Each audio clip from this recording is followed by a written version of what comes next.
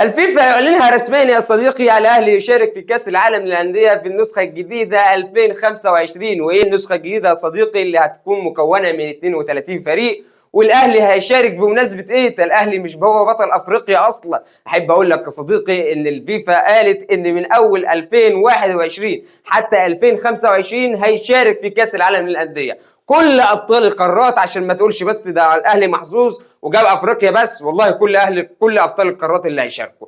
فالاهلي هيشارك، الوداد المغربي هيشارك، الله اعلم بقى 2023 مين اللي هياخدها، و24 و25 كل دول هيشاركوا يا صديقي من افريقيا. لان بقول لك 32 فريق يا راجل. كاس العالم للانديه القادم هيكون 32 فريق في سنة 2025 في النظام الجديد اللي عملته الفيفا. فأنا عايز أقول بس لإخواتي الزملكاوية بلاش الحرقان والشياط اللي جواك. أنا عارف إن دلوقتي محروق، أنا عارف إن دلوقتي في شياط في 100 عقبة. والله إخواتي الزملكاوية عمالين يقولوا يا ابن المحظوظة يا أهلي، يا ابن المحظوظه. ما جابوش سيره 2002 يا جماعه. لا والله يا صديقي ما جابوش سيره 2002. انا عارف ان اخواتي الزملكاويه ابطال افريقيا 2002 لحد دلوقتي ما شموهاش تاني، وبرده الفيفا ما جابش سيره 2002. فما تزعلش يا اخويا الزملكاوي، لسه افريقيا دلوقتي 23 لسه فيها، و24 لسه قدامك، و25 لسه قدامك. احتماليه مشاركتك بتاع حوالي 20% ان شاء الله. فانت تمسك بالامل ان شاء الله، وربنا يكون معاك وربنا يكون في عونك ان شاء الله،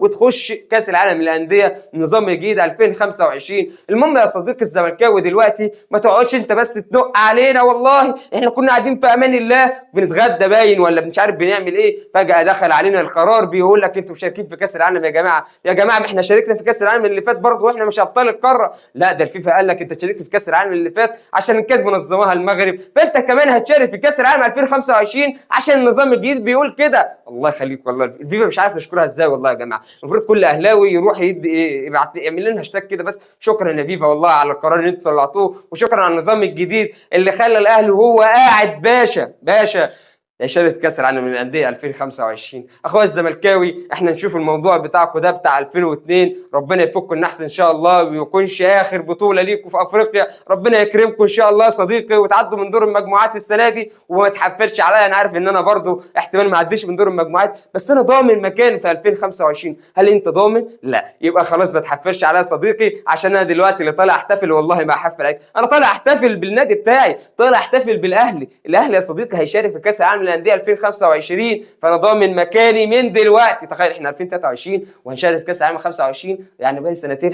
يعني موضوع كبير. المهم يا صديقي ما تزعلش بقى وبلاش الحرقان اللي انت فيه، واشوفك على خير. سلام عليكم.